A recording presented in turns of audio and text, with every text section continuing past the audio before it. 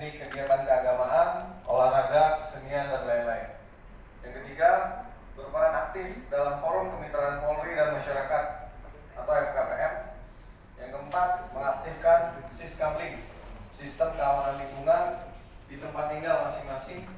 Yang kelima, menyelesaikan perselisihan warga yang mengganggu ketertiban umum. Yang keenam, ikut mencegah dan menanggulangi tumbuhnya penyakit masyarakat. Dan yang terakhir, mengawasi aliran-aliran yang dapat menimbulkan perpecahan atau mengancam persatuan dan kesatuan bangsa. Lanjut. Berikutnya adalah strategi penciptaan dan pemeliharaan keamanan. Yang pertama, dengan memposisikan pengemban fungsi Polri pada titik pelayanan terdekat dengan masyarakat, memberdayakan unsur masyarakat, tokoh agama, tokoh masyarakat, ormas, mahasiswa, tokoh pemuda, LSM, dan lain-lain. Yang berikut, membangun budaya sadar hukum pada masyarakat melalui pendidikan dari usia dini. Yang keempat, mensinergikan instansi terkait untuk membangun solidaritas masyarakat dalam menghadapi gangguan keamanan. Jadi dari Harkamtibmas tersebut ada 3 macam. Yang pertama ialah situasi preemptif. Contohnya ialah dengan melaksanakan penyuluhan, lalu kemitraan dan pengkaderan. Yang kedua, preventif. Preventif ini lebih kepada pencegahan. Yang ketiga atau yang terakhir, represif. Represif ini adalah tindakan terakhir yang dapat dilakukan oleh aparat penegak hukum, yakni penegakan hukum, untuk menciptakan Kamtibmas yang kondusif. Lanjut.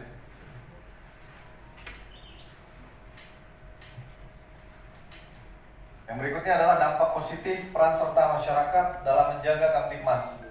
Yang pertama, terbangun sikap prevensi dengan mengutamakan pencegahan secara dini. Yang kedua, membangun sikap sadar Kamtibmas atau sense of awareness. Masyarakat mampu mendeteksi hal-hal yang tidak biasa di lingkungannya. Yang ketiga, membangun kepandaian masyarakat dalam menghadapi kejahatan sehingga tidak menjadi korban kejahatan. Dan yang terakhir, yang keempat, membangun dan memahami hak serta kewajiban sehingga tidak main hakim sendiri dan tidak menjadi pelaku atau korban. Lanjut. Yang berikut adalah kiat mencegah konflik di tengah-tengah masyarakat. Konflik terbagi 2. Yang pertama adalah konflik internal di masyarakat, dan yang kedua eksternal masyarakat. Internal mempunyai ciri atau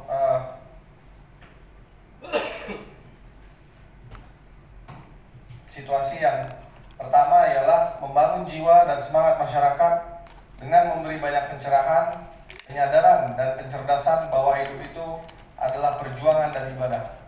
Yang kedua, menciptakan lapangan pekerjaan bagi semua masyarakat.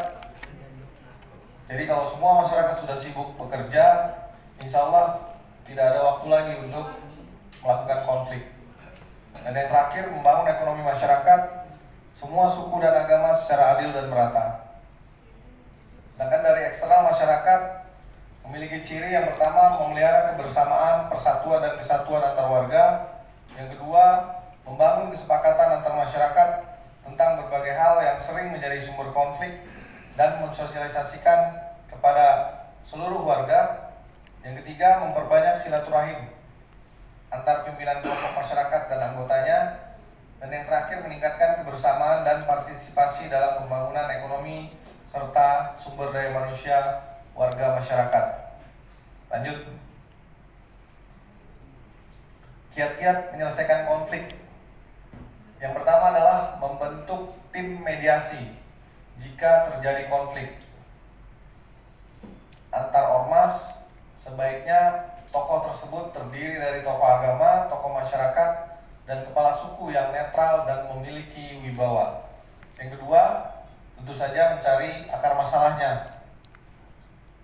Apa penyebab konflik tersebut, serta memperjuangkan secara bersama kepada pemerintah untuk bisa diatasi secara permanen.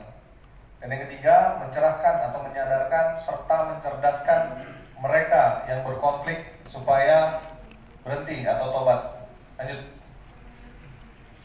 Dari yang tadi kami sampaikan, dapat kami ambil kesimpulan yang pertama, Harkamtibmas merupakan tanggung jawab bersama sesuai dengan Undang-Undang Dasar 1945 Pasal 30 Ayat 1. Yang kedua, Kamtibmas atau Keamanan Ketertiban Masyarakat adalah salah satu syarat dapat berjalannya proses pembangunan nasional untuk tujuan nasional.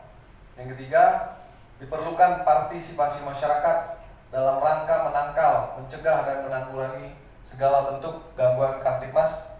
Dan yang keempat, upaya cegah dan penyelesaian masalah tingkat lokal melalui FKPM. Dan yang kelima, mewujudkan peranan masyarakat, yakni peka dan peduli terhadap situasi di lingkungannya. Yang kedua, memberikan pencerahan dalam lingkungan keluarga, lingkungan tempat tinggal, lingkungan kerja, lingkungan organisasi, dan lingkungan masyarakat. Lanjut. Dari kesimpulan tadi, kami memberikan rekomendasi ataupun saran. Yang pertama adalah selesaikan konflik secara tepat dan tepat, tetap menjunjung norma hukum, norma agama, hak asasi manusia, dan norma sosial lain yang hidup serta berkembang di masyarakat. Yang kedua, menjaga situasi Kamtibmas dan mendukung kebijakan pemerintah agar pembangunan nasional berjalan dengan baik. Yang ketiga, melibatkan instansi terkait dalam penyelesaian masalah sehingga penanganan dapat dilakukan secara sinergis. Yang keempat, peran serta masyarakat dalam mendeteksi dini konflik dalam masyarakat. Dan yang kelima, kepastian hukum serta penegakan hukum. Lanjut, ini adalah rekomendasi. Dari situasi Kamtibmas yang kondusif merupakan salah satu faktor terlaksananya pemilu yang aman, damai, dan lancar, sehingga sinergitas antar instansi terkait dan seluruh lapisan masyarakat guna terwujudnya pemilu tahun 2024 yang damai, aman, dan lancar, serta beroutput untuk sama-sama menyukseskan pemilu tahun 2024 yang aman, damai, dan lancar. Lanjut. Demikian yang dapat kami sampaikan. Lebih kurangnya kami mohon maaf. Wabillahi taufiq wal hidayah. Wassalamualaikum warahmatullahi wabarakatuh. Langsung saja kami mohon berkenan Ketua KPU Kota Jakarta Selatan, Bapak Haji Agus Sudono MSI, untuk menyampaikan paparannya di hadapan kita dengan waktu tidak lebih dari 20 menit. Jadi jangan kurang boleh 10 menit. Dan beliau akan menyampaikan tema tahapan dan jadwal penyelenggaraan pemilu dan pemilihan serentak di tahun 2024. Kepada Bapak Haji Agus Sudono, Ketua KPU Kota Jakarta Selatan, kami persilakan. Terima kasih. Bismillahirrahmanirrahim. Assalamualaikum warahmatullahi wabarakatuh. Assalamualaikum warahmatullahi wabarakatuh. Selamat siang, salam sejahtera buat kita semua. Salam KPU, salam integritas 24 jam bersama KPU selalu bahagia. Mantap. Kan ada lagunya, pemilihan umum ini selalu bahagia. Baik, Bapak Ibu sekalian yang saya hormati, Pak Kepala Kesbang Jakarta Selatan, Pak Ilham beserta jajaran,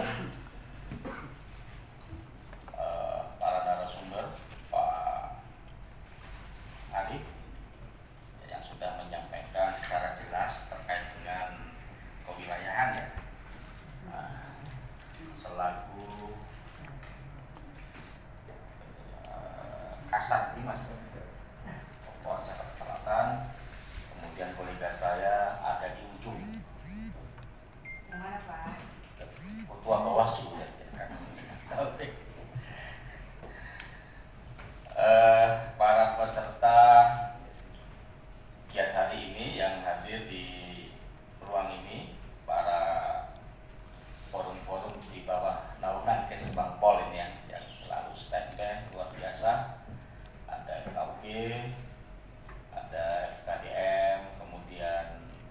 BPK ya. Kemudian saudara kita dari perwakilan difabel ya, yang cukup luar biasa karena terkait dengan teman-teman saudara kita difabel itu punya perhatian khusus terutama oleh KPU ya, karena jumlahnya cukup banyak, maka ada undang-undang tersendiri. Para perwakilan kecamatan di Jakarta Selatan yang hadir offline maupun yang online ya, saya kira cukup banyak ini pesertanya dari 200 lebih ya, dari unsur Sudin, CS1, 2, dan para tokoh masyarakat, para stakeholder.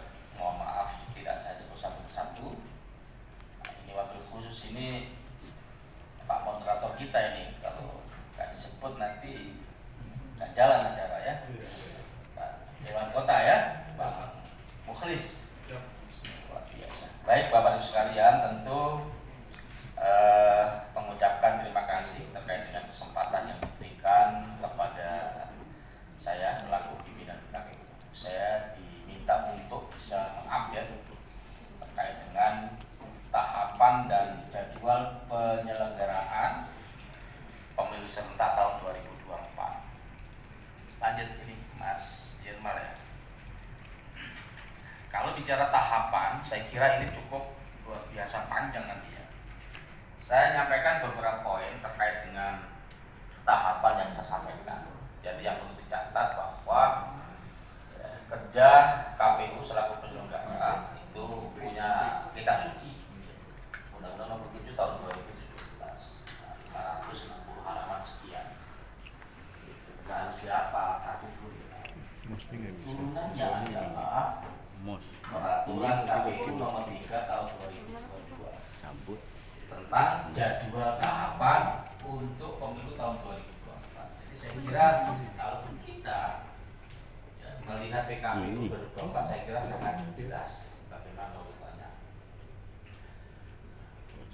Saya mengawali, jadi yang pertama kalau kita hitung pemilu tahun 2024 yang jatuh hari Rabu ya, 14 Februari tahun 2024 untuk milih presiden DPR lebih kurang 15 bulan.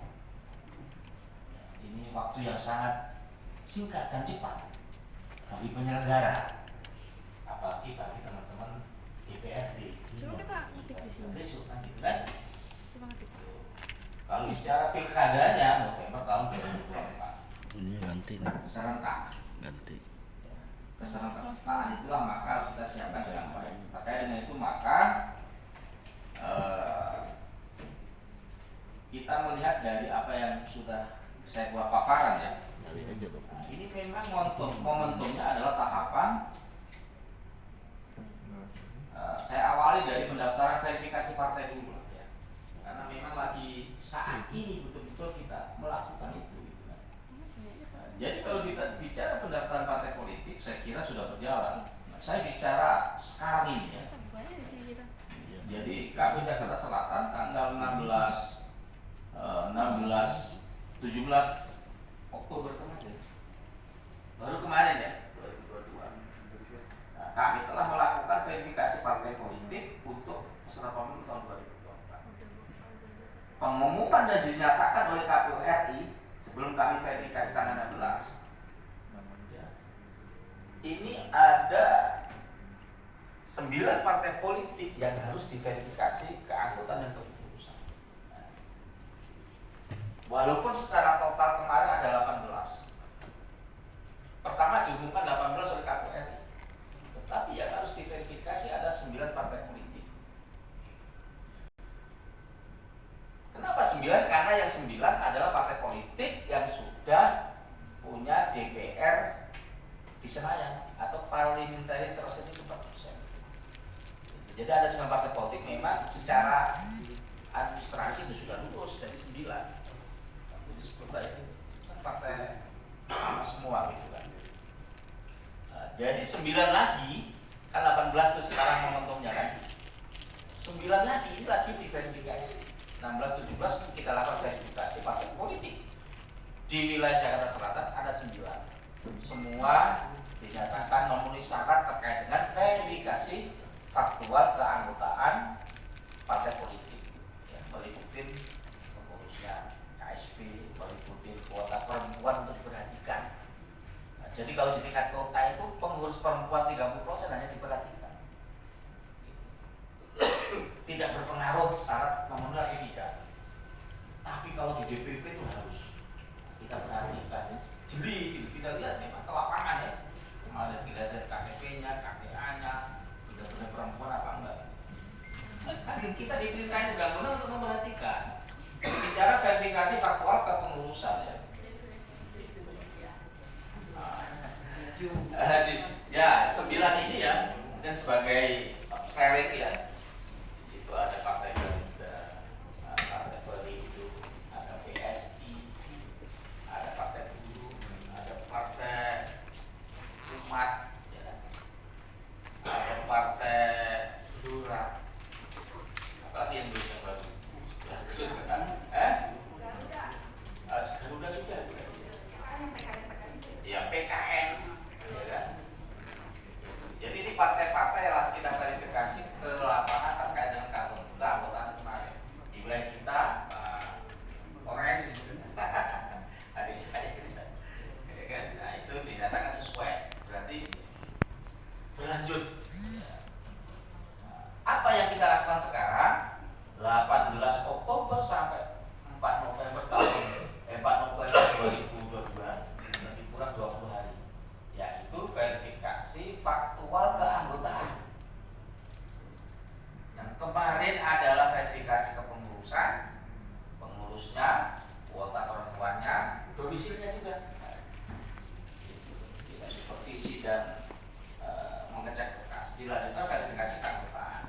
Inilah yang hari ini sudah berlangsung sampai 4 November tahun 2022, lebih kurang 20 hari. Nah, jadi kalau saya sampaikan lebih kurang ada data sampling. Ini kan kaitannya dengan harus saya sampaikan di forum ini dan peserta semua karena di wilayah Jakarta Selatan. Ada lebih kurang samplingnya itu 2.600 anggota partai politik yang 9 tadi. Lagi kita verifikasi datanya rumah ke rumah. Jadi kami 20 orang sekarang ini terjun nih di 10 kecamatan, di kelurahan 65, 570 RW ya, sekian ribu RT gitu kan. Nah ini harus tolong dibantu. Saya sudah komunikasi dengan Pak Wali menyampaikan dan jajaran kepada para camat, lurah, tokoh RT RW ini. Pasukan kami lagi turun sampai 4 November nih, pakai seragam ID card, megang data, ya kan, untuk memverifikasi faktual kan, memastikan itu ya, bahwa dia itu adalah anggota partai A dengan KTP-nya dan KTA-nya. Mohon dukungan baik yang hadir di sini maupun yang ada di Zoom ya, Zoom online itu. Jadi saya kira ini sangat penting, harus dikawal terkait dengan verifikasi faktual yang saat ini betul-betul yang kita laksanakan. Ini berproses ya. Tapi nanti penentuan KPU RI siapa yang nanti menjadi peserta pemilu tahun 2024 ini baru proses calon-calon. Memang prosesnya panjang ini kan gitu kan. Verifikasi faktual 20 pasukan kita turunkan nih. Mudah-mudahan lancar. Ini kondisinya kan agak repot di wilayah kita ini. Baru dikan udah tetapi kami minta kepada LO partainya itu yang 9 partai untuk bisa mengawal juga gitu kan gitu. Nah, saya kira proses ini nanti berjalan yang saya sampaikan sampai nanti 14 Desember tahun 2022. Itulah nanti diputuskan oleh pimpinan kami di RI partai yang mengikuti pemilu tahun 2024, 14 Desember tahun 2022. Dan sekaligus diundi nomor urut terkait dengan partai tersebut. Jadi gambaran intinya adalah verifikasi faktual keanggotaan ini yang lagi kita proses ya, karena ini memang tantangan yang nggak ringan ini gitu. Walaupun kami komunikasi dengan LO partai segala macam ya kan, di lapangan memang banyak kendala hal. Ya kan? Jangan sampai nanti Pak RT RW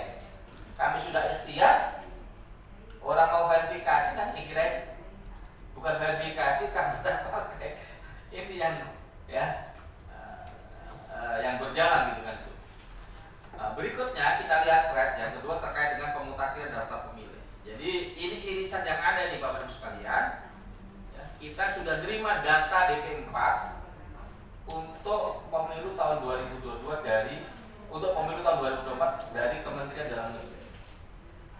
Nah, jadi irisan ini berjalan nih, habis verifikasi partai, kemudian data pemilih. Apalagi bicara data pemilih ini, salah satu kunci sukses untuk penyelenggaraan pemilu. Kenapa? Kalau data pemilihnya valid, maka TPS-nya bisa diatur pemetaan dengan baik, di mana akan dilakukan di wilayah kita. Dengan data pemilih yang valid, logistik juga disiapkan dengan baik, tepat jumlah, tepat jenis, sesuai kebutuhan. Dengan daftar pemilih yang bagus, yang valid, ngitungnya cepat. Jadi ini yang kita coba update terkait dengan pemilih, karena irisan sudah masuk. Yang sudah kami lakukan mengupdate daftar pemilih di Jakarta Selatan, ya, selama 2 tahun daftar pemilih berkelanjutan. Terakhir September tahun 2022. Jadi yang namanya daftar pemilih berkelanjutan itu sudah tidak ada. Karena apa? Akan masuk tahapan DPT. Gitu. Tetapi hasil yang kemarin kita lakukan komunikasi dengan para stakeholder, para pimpinan kota dan tokoh masyarakat, semua kita kolaborasikan dengan harapan apa? Dengan daftar pemilih yang berkelanjutan yang September terakhir kemarin, supaya nanti mengupdate daftar pemilih tetapnya dengan harapan, ya kan, bisa berjalan dengan baik. Ikhtiar. Jadi selama ini kalau mau pemilu baru diupdate pemilih. Nah, jadi periode kami ini sudah mengupdate nih lebih awal supaya nanti nggak krusial. Jadi ikhtiar mencicil untuk tahapan daftar pemilih. Nah, sekarang sudah masuk.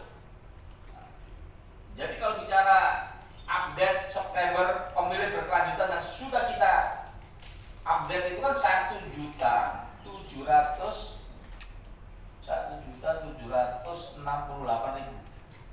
lebih kurang ya. Ini sebagai patokan dulu nih. Ini bukan DPT, tetapi patokan sudah kita update. Jadi kalau kita lihat jumlah dengan segitu, maka lebih kurang nanti ada 6.750 TPS. Jadi ada peningkatan. Ini kan kaitannya dengan nanti badan etok juga ini. Gitu. Nah, harapan saya dengan tahapan daftar pemilih di forum yang baik ini ya, nah, kita bersama-sama nih mengecek diri kita, ya kan? Apa yang harus dicek? Kita sudah masuk daftar pemilih atau belum? Caranya gampang, tinggal di handphone masukkan nick, ya kan? Dengan aplikasi Lindungi Hakmu, KPU Go ID. Nick udah masuk atau belum? Kalau belum lapor kami. Atau pakai aplikasi yang punya Jakarta Selatan, ya. Kita punya JS kompak memilih.com. Lapor nanti kan. Oh saya belum tahu ini dalam rangka ikhtiar untuk mengambil daftar pemilih. Nah, kaitan dengan itu maka kalau nanti sudah masuk tahapan DPT, maka nanti berproses akan ada coklit dengan dasar DP4 ya, yang baru kami terima kemarin gitu.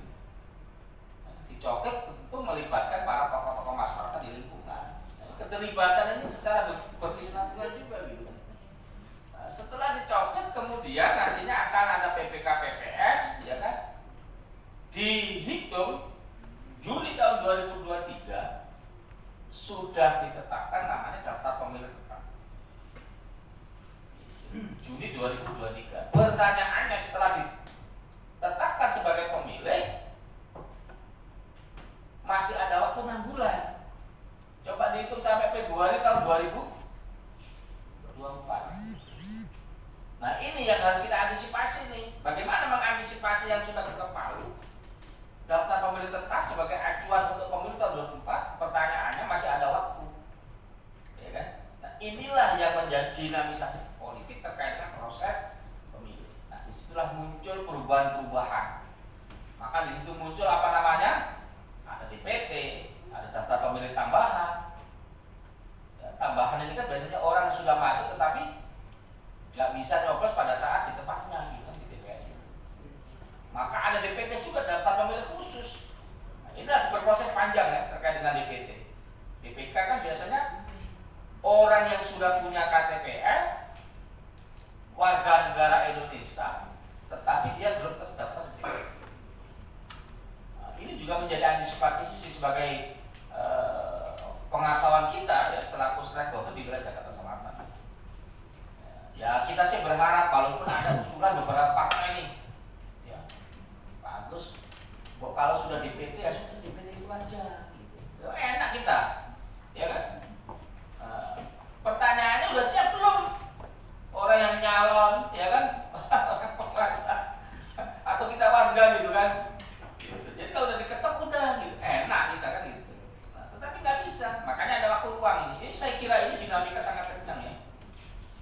Menuju tahun 2024 ini.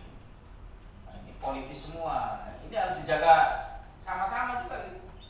KPU nggak bisa berjalan sendiri gitu. Nah, kemudian kaitan dengan beberapa tahapan ya mungkin coba bisa dilanjut di ini kan. Ini ada.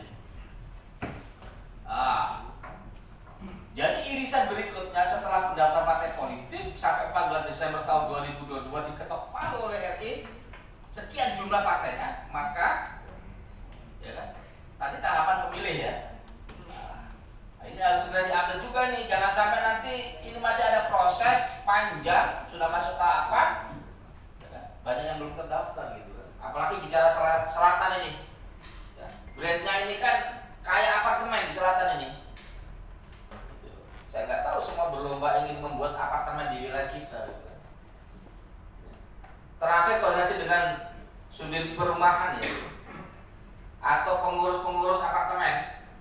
Lebih kurang 150 apartemen di wilayah selatan. Banyak juga ya. Kalau kita kan tahunya Kalibata City. Di mana lagi Bang? Ada lagi ya Paku Buwono ya kan. Bagus punya di mana? Apa-apa. Iya, artinya gini. Ini menjadi brand wilayah selatan gitu kan. Maka waktu dekat kami melakukan koordinasi nih ya. Nanti sama Pak Polres gimana? Karena terus terang kalau kita masuk wilayah apartemen ini kan jangankan KPU yang nggak punya seragam ya kan, saya dengar ya, teman-teman yang punya seragam kepegawaian aja susah kan gitu kan, betul nggak? Campur anjing. Hah? Campur anjing. Iya. Tapi ini menjadi kendala pada saat hari-harinya pengalaman kita.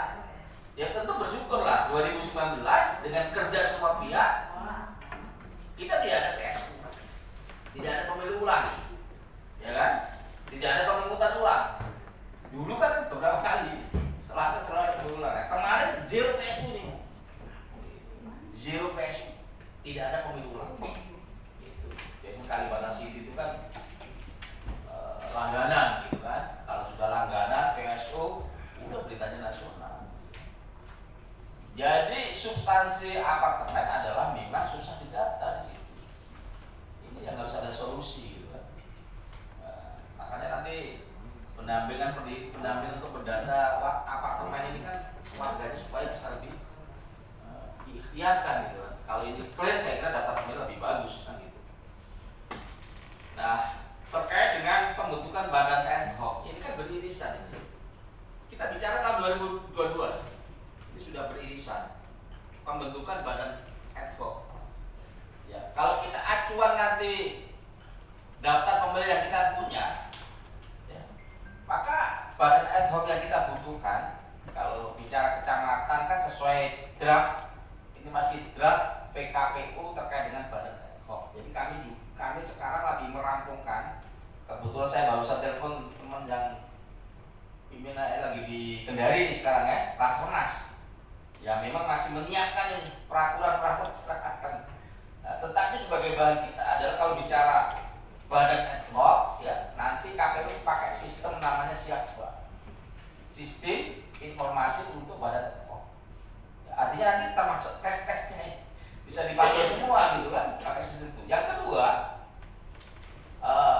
bicara persiapan ini lagi disiapkan ya. Kalau saya konfirmasi tadi berdasarkan catatan itu kalau untuk PPK ya PPK badan ad hoc itu akan dilakukan perekrutan itu 15 Desember dan 15 November 2022 PPK. Berarti 5 kali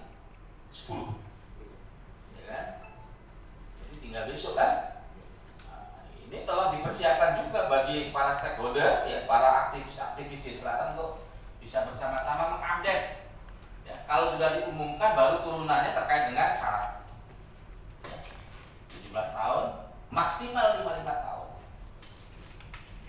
Ya, yang tadinya kan 17 ke atasnya bebas. 70, 80 terserah. Ya, karena ini kan masukan ya, masukan berbagai pihak mengenai evaluasi daftar inventarisasi masalah setiap pemilu, maka muncul persyaratan tersebut 17 tahun sampai 55 tahun. Yang kedua terkait dengan PPS, ya kan? Ini juga banyak problem. Panitia pemungutan suara di tingkat kelurahan 3 kali 65. Ya kan? Jadi ini memang agak beda waktunya ya pengikutan. Kalau untuk PPS ini konfirmasi terakhir itu dimulai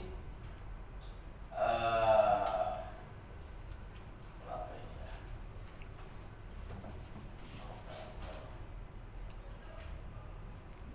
Minggu ketiga November, jadi sela-sela sedikit untuk PPS, ya kan? 3 kali 65. Jadi kalau kita lihat terhitung lebih kurang 245 ya. PPK dan PPS yang kita siapkan. Yang pasti yang ingin saya sampaikan satu, yang pertama masa kerja ya. Kalau kita lihat masa kerja untuk PPK itu mulai 8 Januari 2023 sampai April 2024. Nah, itu untuk PPK. Termasuk juga nanti berbarengan dengan sekretariat ya, PPK PPS. Jadi nggak beda jauh. Januari sudah mulai tugas kerja terkait dengan badan. Nah, tentu nanti menyusul kaitannya dengan petugas KPPS. Ya, kalau diprediksi nanti 6.750 TPS di wilayah selatan, maka dikalikan saja 9 personal. Lebih kurang 60.000. Nah, 60.000 petugas KPPS inilah yang kami perlukan nanti di wilayah selatan. Ya kan? Gitu. Jangan sampai ini juga kosong ini gitu kan. Maka nanti alur mekanisme akan kami beritahukan kepada Pak Wali ya, mengenai persiapan ini supaya ada dukungan ya, karena pengalaman di lapangan itu nggak semudah yang kita bayangkan gitu. Apalagi bicara honorarium ya. Ini kan bukan bicara honorarium ini menjadi PPK PPS KPPS, tapi bicara bagaimana menjaga kewilayahan supaya pemilunya berjalan dengan baik. Kan itu kan? Jangan sampai deadline baru ada karena pengalaman dulu, ya kan? Lagi booming 2 periode nggak boleh. Nah, satu lagi ini lagi dimatangkan finalisasi bahwa periodisasi akan dihilangkan gitu ya, dengan umur yang 17 maksimal 55, kemudian periodisasi kemungkinan sudah tidak ada gitu. Nah, inilah yang nanti kita matangkan, nanti PKPU sudah turun akan kita infokan sebagai gambaran seperti itu. Kemudian kaitan tahapan berikutnya ini sangat penting juga sebagai bahan kita ya, bahwa di tahun 2022 itu Desember itu sudah mulai terkait dengan pendaftaran yang mau nyalon daftar DPD Dewan Perwakilan Daerah. Dari satu provinsi 4 kursi yang akan disiapkan oleh KPU. Jadi Desember sudah mulai pendaftaran. Ini kita lihat proses. Ya. Nanti peraturan lagi disiapkan. Ya. Jadi kalau teman-teman yang minat ya silakan nanti Desember dengan persyaratan yang nanti ada di KPU. Kemudian untuk pencalonan DPR DPRD itu April ya. April 2023 itu sudah dimulai untuk perikutan kepada pendaftaran calon-calon Dewan Perwakilan Daerah maupun DPR RI. Jadi saya kira para tokoh warga yang ingin mencalonkan saya kira terbuka bagi KPU. Siapa aja yang penting memenuhi syarat akan kita proses calon presiden memang waktunya di Oktober tahun 2023. Jadi irisan-irisan 2022 yang tadi saya bilang terus kita update ya, terkait dengan partai politik, serta pemilih, kemudian badan ad hoc, termasuk pendaftaran DPD ini di tahun 2022. Ya tentu 2023 lebih masif, termasuk kampanye. Ini kan termasuk kampanye nanti jatuh 2023 gitu kan. Nah, saya kira ini yang harus menjadi update kita semua. Nanti bisa dilihat lengkap atau nanti di presentasi saya atau di PKP nomor 3 sudah ada urutannya terkait dengan jadwal yang sudah ditetapkan oleh KPU RI. Kemudian ya tentu ya biasanya karena 14 Februari tahun 2024 adalah waktunya untuk datang ke TPS untuk memilih presiden maupun DPR-nya. H-3 mulai tanggal berapa itu? 11, 12, 13. Nah, itu hari tenang. Ya, ini 2024 di ujung. Nanti kita lihat proses berikutnya untuk finalisasi tahapan untuk pemilu tahun 2024. Karena di tahun itu juga akan dilanjutkan dengan untuk pemilihan gubernur di November tahun 2024. Saya kira ini sebagai update yang harus saya sampaikan sebagai tambahan kita semua selaku warga di Jakarta Selatan, baik yang hadir langsung maupun para tokoh masyarakat, para SKPD terkait yang bergabung di acara ini. Mudah-mudahan apa yang saya sampaikan bisa diupdate lebih lanjut, karena ini kan kerja politik, dinamika selalu ada, karena ini kepentingan untuk orang-orang yang ingin kuasa di negara kita. Saya kira itu sebagai penyampaian yang saya sampaikan. Kalau nanti ada hal yang mau ditanyakan, nanti kita akan diskusikan lebih lanjut. Terima kasih. Kalau ada yang kurang, mohon maaf. Bila taufiq wal hidayah, wallahu muwaffiq ila aqwamit. Wassalamualaikum warahmatullahi wabarakatuh. Kota Administrasi Jakarta Selatan.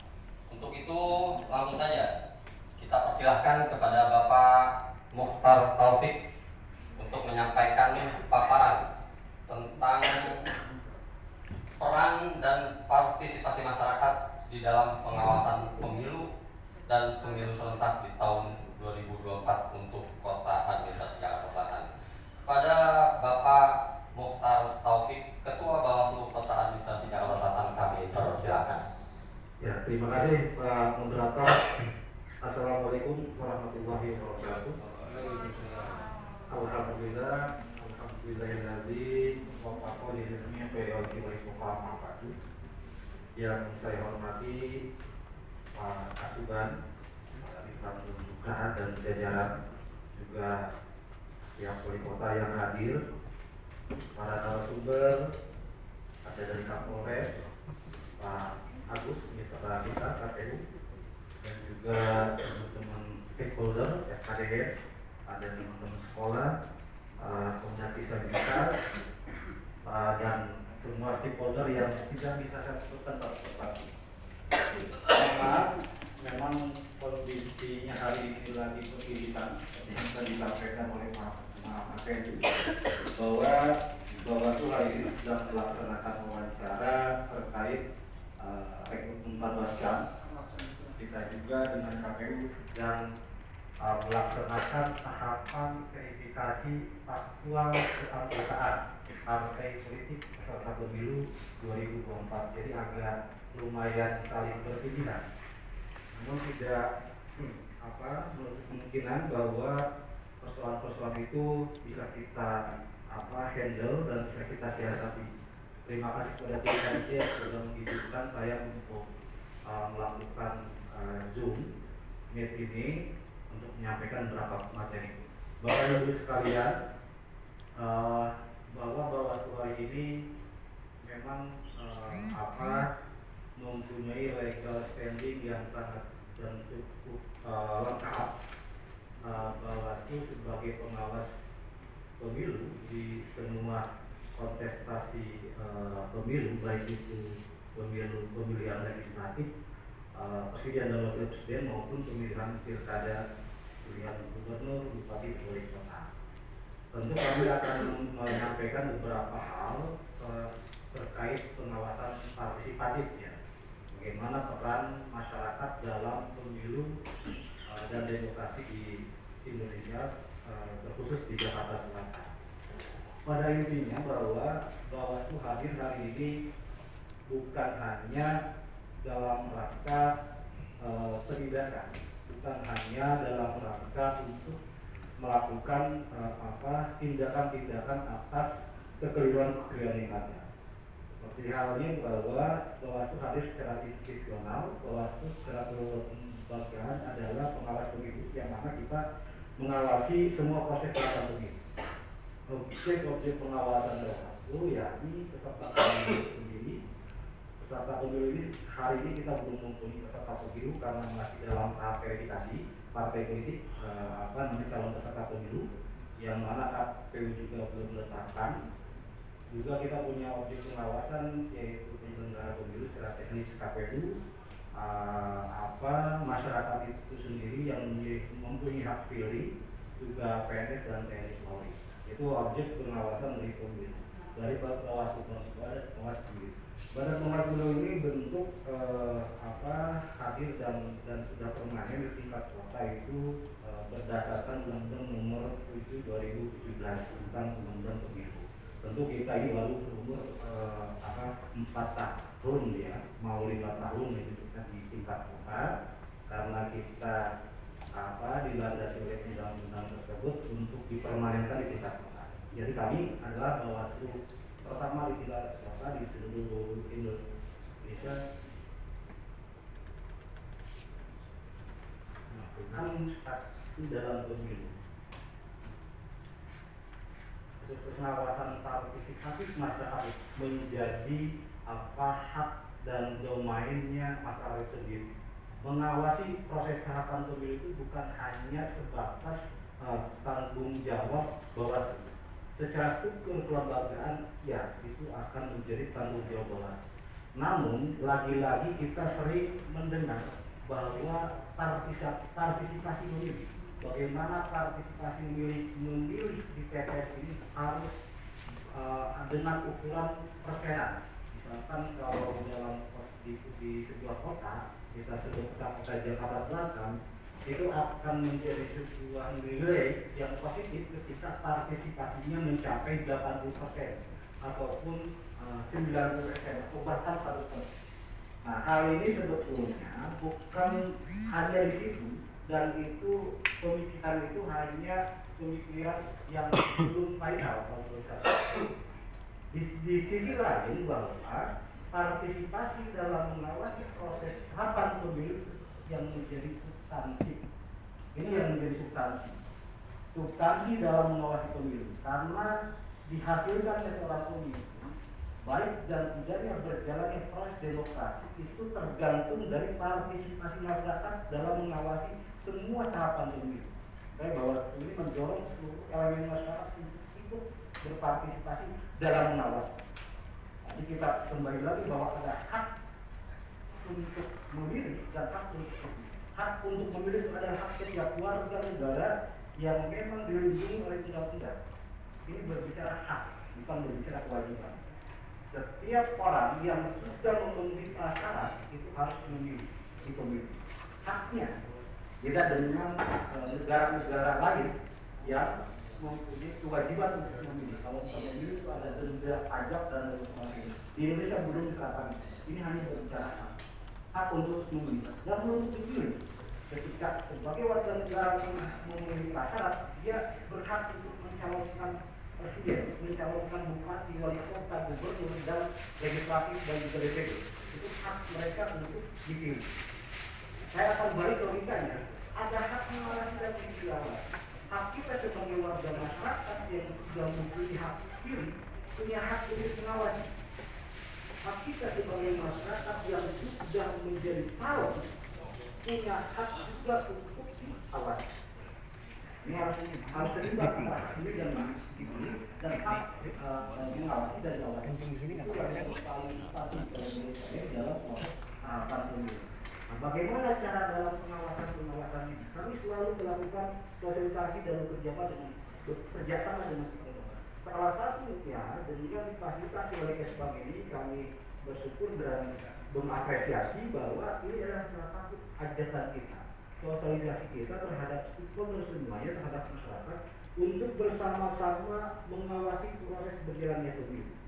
Apalagi berbicara Jakarta Selatan secara tingkat ekonomi dan juga persoalan sosial terlebih di milenial itu sangat kritis. Jika bisa dicoba di searching ataupun di beberapa media sosial bahwa Jakarta Selatan ini unik, gitu kan, di tingkat milenial. Semua informasi akan kita cetak, semuanya kritis dan lain sebagainya. Nah ini bisa diberdayakan bahwa kota Jakarta Selatan itu adalah salah satu kota yang paling unik dibanding dengan kota-kota lain. Makanya pelibatan adik-adik siswa hari ini juga menjadi sasaran untuk kita melakukan verifikasi pengawasan partisipasi pemilu. Nah, rakyat terlibat untuk mengawasi pemilu. Memang dalam pengawasan pemilu itu untuk memastikan terlindungnya hak warga masyarakat tanpa diawasi itu optimal. Bukan berarti bahwa hari ini ada sebuah lembaga penyelenggara teknis KPU, ada pemerintah itu sia-sia seperti itu logikanya. Bahwa kepentingan masyarakat secara individu, masyarakat sendiri dan juga secara komunal berbicara rakyat itu juga mempunyai hak mereka untuk terlindunginya hak politik, hak untuk memilih, hak untuk mengawasi dan hak lain di luar pengawasan ataupun di luar kepemiluan. Memastikan terwujudnya pemilu yang bersih, transparan dan bebas penyelenggara. Ini harus dipastikan bahwa pemilu ini memang betul-betul transparan. Bagaimana tadi Pak menyampaikan bahwa KPU dengan KPU bahagia. Bahagia dalam artian bahwa harus terwujudnya transparansi proses penyelenggaraan, terwujudnya integritas penyelenggara dan lain sebagainya. Terus mendorong terwujudnya pemilu sebagai instrumen penentu kepemimpinan politik dan evaluasi kepemimpinan politik. Hari ini kita akan mendorong penentuan kepemimpinan politik di kita. Ada beberapa calon partai politik yang akan kita jadikan sebagai peserta pemilu dan hari ini akan kita verifikasi. Dan kita juga akan mengevaluasi bagaimana pimpinan partai politik ini selama 5 tahun hari ini mampu mencegah terjadinya suatu politik yang korup dan tidak amanah. Dan inilah ruhnya, mesinnya dan juga motornya itu masyarakat sendiri. Bagaimana kita bisa mencegah terpilihnya calon pemimpin yang korup dan tidak amanah. Itu ini menjadi hak dan bacaan dari masyarakat sendiri untuk menentukan siapa pemimpin mereka ke depan. Maka pemilu adalah mekanisme untuk mendapatkan legitimasi kekuasaan pada sebuah pemerintahan ataupun rejim pemilu yang demokratis. Itu dua hal yang berbeda antara pemilu dan pemilu yang demokratis. Kalau pemilu saja tanpa demokrasi, tentu kualitasnya akan dibawa. Kita akan menghasilkan sebuah pemilu yang kurang bisa sensitif terhadap kebutuhan masyarakat. Nah, saya mencoba untuk membuat sebuah skema misalkan ada risiko rakyat tidak mengawasi pemilu. Kalau rakyat tidak mengawasi pemilu, ada beberapa segmen misalkan di persoalan demokrasi. Kualitas demokrasi pasti akan menurun. Beberapa survei pasti akan menyatakan seperti itu kalau rakyat tidak mengawasi pemilu. Apatisme politik yang mengarah pada penurunan kepercayaan terhadap demokrasi. Semua yang tidak peduli bahwa siapa pemimpinnya misalkan seperti itu. Seperti apa tindakan pemerintah. Nah ini karena pengawasan bagi masa ini yang belum ditumbuhkan dan disadarkan ini menjadi domainnya kita sebagai penyelenggara, terutama Bawaslu dan pemerintah itu sendiri. Yang kedua adalah persoalan bangsa. Pemimpin yang tidak berkualitas. Lanjut legitimasi kekuasaannya lemah. Tata kelola pemerintahan dan negara yang tidak jelas. Makanya dari itu bahwa pengawasan itu sangat diperlukan. Menciptakan pemilu yang demokratis itu tergantung dari bagaimana masyarakat ini tumbuh, berkembang dan sadar akan pengawasan di setiap hal. Selanjutnya adalah penyelenggara. Rakyat tidak percaya terhadap penyelenggara. Ini ada beberapa oknum misalkan penyelenggara yang memang menggadaikan identitas. Konflik yang mengarah pada kekerasan. Ini juga karena persoalan tahapan yang dia dikelola dengan baik misalkan. Identifikasi partai politik tidak terkorelasi dengan baik. Suara tidak terkelola dengan baik, ataupun ada oknum-oknum politisi misalkan yang memang menciptakan sebuah dinamika sosial yang tidak bertanggung jawab. Nah ini resiko-resiko bahwa rakyat tidak terlibat dan tidak terlibat dalam pembahasan. Selanjutnya adalah tantangan pemilu. Tantangan pemilu itu adalah partisipasi yang merosot. Tahun 93 kita tahu bahwa 92,99%. Ini lagi-lagi berbicara tentang partisipasi dalam pemilu. Tahun 2004 kita, tahun 2009 70, tahun 2014 75. Ini partisipasi yang merosot sebetulnya, di mana partisipasi pada tahun 99 sampai tahun 2004 yang sebagai data dari UKP, kalau di kami itu ada data indeks tawaran pemilu itu sangat merosot dari tahun ke tahunnya. Selanjutnya adalah suara tidak sah meningkat, termasuk dari tahun 2099. Bagaimana misalkan 3,3% itu di tahun 99, 2004 ada 9,66%, sampai kita di tahun 2014 itu ada sekitar 14%. Itu ada berapa? 17.000 pemilih bahwa dalam suara tidak sah dan meningkat. Ini juga bisa dilihat dari berbagai perspektif sebetulnya. Apakah ini memang ketidaktahuan masyarakat sebagai pemilih ini, ataupun memang ini juga ada indikasi dari penyelenggara itu sendiri. Selanjutnya politik uang. Lagi-lagi bahwa politik uang ini sangat sulit untuk dihilangkan dan banyak persoalan yang ada di dalam. Sehingga saya pernah menulis persoalan berinisiatif sendiri, itu menulis persoalan tentang persoalan politik uang. Bagaimana politik uang ini dikonsepsikan, dianalogikan dan juga dipersepsikan dari berbagai disiplin ilmu, termasuk dalam persepsi pandangan agama. Sehingga lahirlah kemarin saya menulis sebuah opini itu tentang tafsir pengawasan. Ini dalam tanda kutip bahwa tafsir pengawasan ini juga yang berhubungan bahwa konsep dalam agama baik itu Islam, Hindu, Buddha, Kristen, Katolik menyatakan bahwa persoalan-persoalan seperti itu memang tidak dilegitimasi oleh agama-agama yang ada di kita. Ada 47,4% responden membenarkan adanya uang, jadi 46,7% yang memakluminya. Nah, jadi masih banyak yang memakluminya juga dalam persoalan-persoalan ini, karena persepsi dalam politik uang dalam pemilu itu banyak kaidah, banyak titiknya. Jadi kan tulisan tafsir atau pengawasan itu saya sempat singgung di dalamnya bahwa perspektif dari satu mazhab dengan mazhab yang lain juga akan berbeda cara berpandang dalam politik uang di pemilu. Selanjutnya adalah politik identitas. Ini lagi-lagi juga menjadi hal yang menarik di setiap kontestasi di proses pemilu maupun pilkada, terlebih pilkada. Kita tahu bahwa di 2017 saya sama Pak Ketua juga ada hadir, Pak Ketua di KPU sebagai anggota dan saya juga di Bawaslu sebagai anggota dulu di 2017. Bagaimana suasana politik pada waktu itu yang kita rasakan? Seperti apa pergolakan politik identitas dan politik syarat itu terjadi dan sehingga politik agama terjadi. Hal seperti itu juga terjadi di 2017 dan bagaimana kita bisa meminimalisir hal itu. Tentunya bukan hanya sejak bahwa KPU dan pemerintah, tapi stakeholder dari semua agama tokoh masyarakat dan masyarakat itu sendiri harus saling bahu-bahu untuk meminimalisir hal-hal seperti itu.